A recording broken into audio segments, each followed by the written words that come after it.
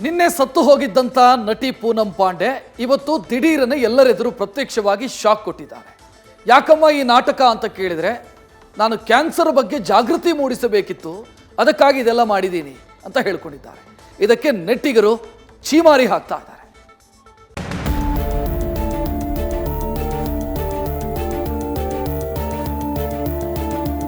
The next day. I'm alive.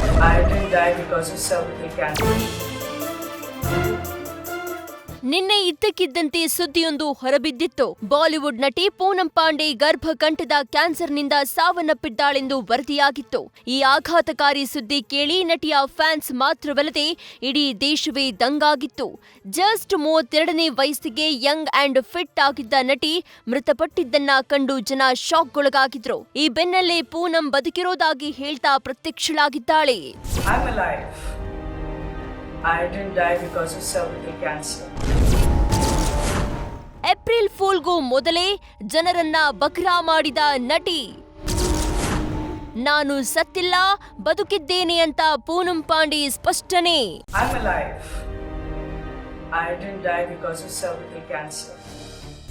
ನಿನ್ನೆ ಸಾವನ್ನಪ್ಪಿದ್ದಾಳೆಂದು ಸುದ್ದಿಯಾಗಿ ಮಮ್ಮುಲ ಮರಗಿದ್ದ ಜನರ ಮಧ್ಯೆ ಇಂದು ದಿಢೀರನೆ ನಟಿ ಪೂನಂ ಪಾಂಡೆ ಪ್ರತ್ಯಕ್ಷವಾಗಿದ್ದು, ನಾನಿನ್ನು ಬದುಕಿದ್ದೇನೆ, ಸತ್ತಿಲ್ಲ ಅಂತ ವಿಡಿಯೋ ಪೋಸ್ಟ್ ಮಾಡಿದ್ದಾಳೆ.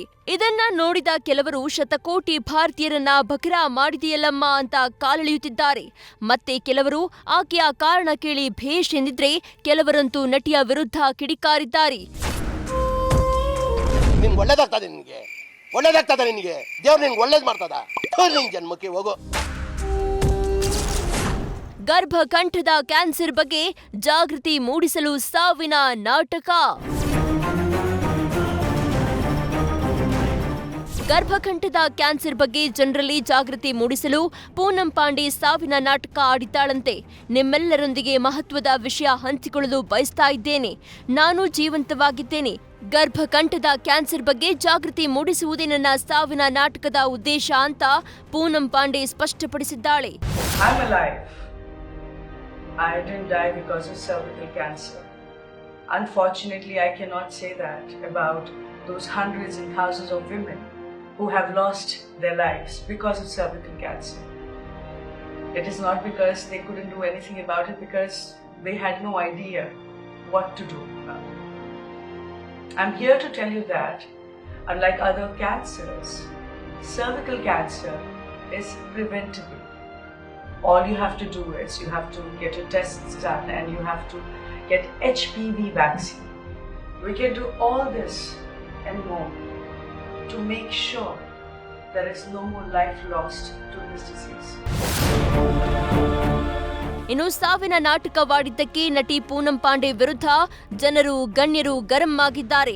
ಅದರಲ್ಲೂ ಮತ್ತೊಬ್ಬ ವಿವಾದಿತ ನಟಿ ರಾಕಿ ಸಾವಂತ್ ಹೀಗೆ ಪ್ರಚಾರಕ್ಕೋಸ್ಕರ ಸಾವನ್ನಪ್ಪಿದ್ದಾರೆಂದು ಸುಳ್ಳು ಸುದ್ದಿ ಹರಡಬಾರದೆಂದು ಕಿಡಿಕಾರಿದ್ದಾರೆ.